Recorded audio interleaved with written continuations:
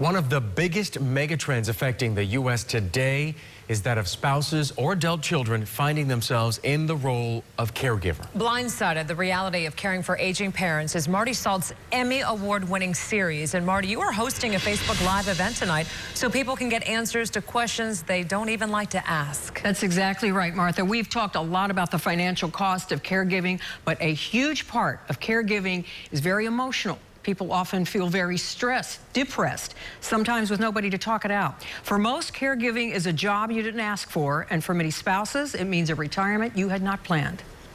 6 o'clock on Thursday, we have our anniversary.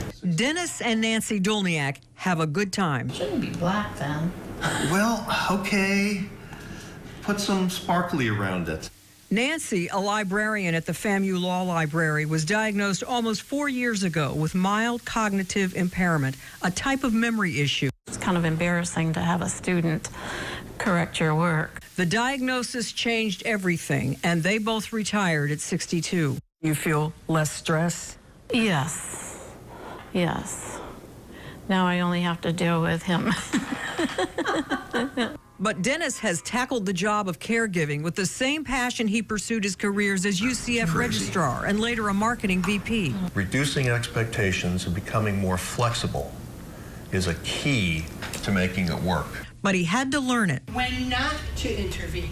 Edith Gendron, a counselor with the Alzheimer's and Dementia Resource Center in Orlando, teaches a 4-week class called the Savvy Caregiver. It has nothing to do with making a hospital bed. Caregiving is a set of skills. It is something that must be taught. Dennis took the class. He has accepted that this is the way it's going to be.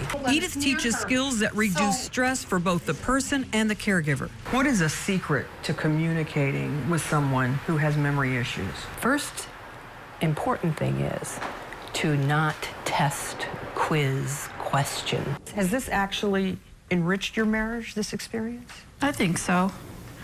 I think that we do spend a lot more time together than we did before, and he's a lot more patient. We have good days and bad moments.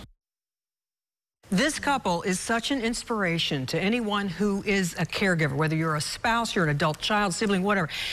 What they're doing right, what they're doing differently, you'll be able to ask them because Nancy's going to be here. She's going to talk about her condition.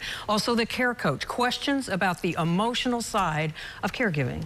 Just gives you chills, the reality of that. Obviously, you're also going to talk about that and also something people don't like talking about, which is it gets to a point that you reach that you actually can no longer care for that person at home. That's right. This is the nitty-gritty of a lot of this. It is a very hard, emotional decision nobody expects to face. There are the facts of your situation, and then there is your heart, and they are fighting each other often. My own family went through this.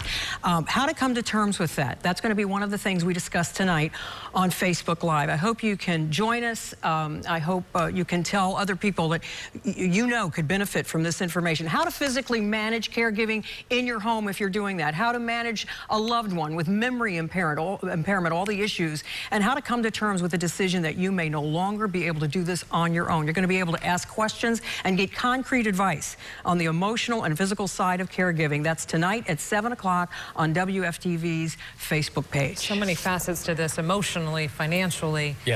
And we're going to get all the answers for you tonight with Marty. All right, Marty, thank you so much.